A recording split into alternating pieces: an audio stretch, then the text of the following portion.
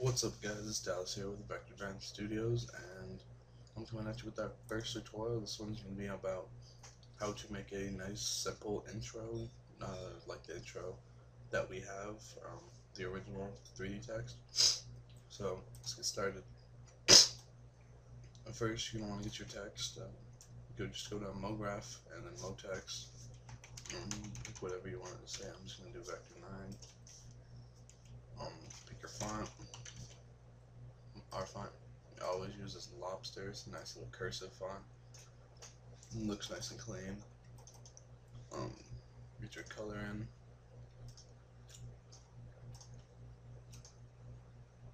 Let's see, add some reflection. 10. Go texture for now. What this pretty much does is keeps the center on right here. The center is gonna have no reflection, but the outside is gonna have all the reflection. What you wanna do is put that on 10 and have it nice, and just go everywhere. Nice little, I don't know what you can call it. Nice little equal reflection. Just gonna put that on your text. Go over to the MoText, add fillet cap, and you can do this however you want it, however you want your text to look. This is just how I do mine. I'm gonna add a nice little white. Go brightness 10. Texture is now 10. Put some luminance because it's not always do about 30. A nice little white to it. A specular. Drag it that on that once. Drag it over. Click and just control. Just hold control. Left click and just drag and I'll copy anything you want. Selection R1. Selection R2. See, and there's your basic little text. And what I did with our intro is I put it into a Grayscale Gorilla Light Studio. It's the Grayscale Gorilla Light Kit Pro 1, I think. Let's check. Grayscale Gorilla Light Kit Pro 1, yeah. And I put it in the 3 Light Production Studio, which is, it's pretty much the brightest and it goes the best when you're adding a color correction in After Effects. I just want to copy that. Okay. And see how it makes it smaller. You want to do that before you do any major alterations or not alterating, like major effects on this, because it'll just mess it up and you'll have to re-keyframe. It's very time consuming and frustrating, I figured out.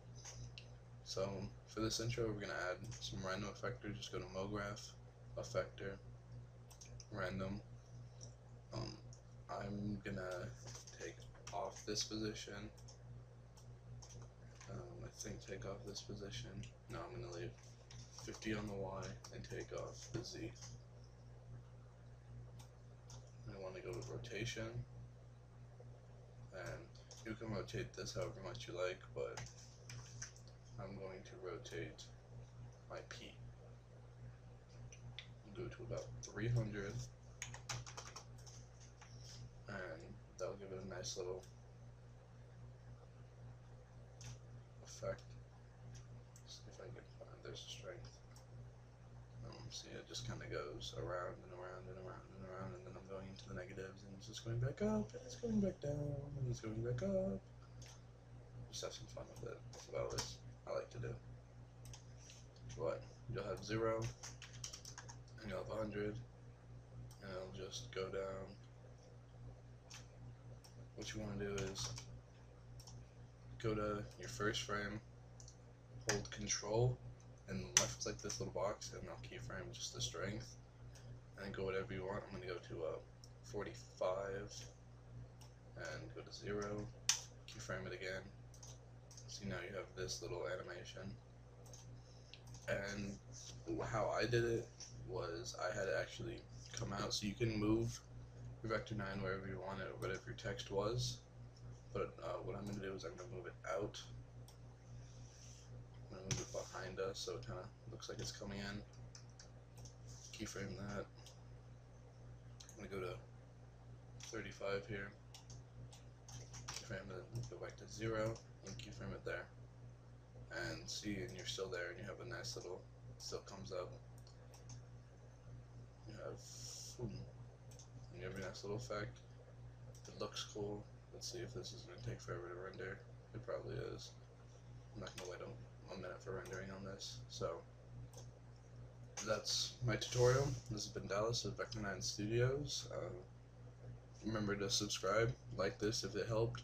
If it didn't, comment whatever I need to improve, and I'm out. Guess I got my swagger back. Guess I got my swagger back.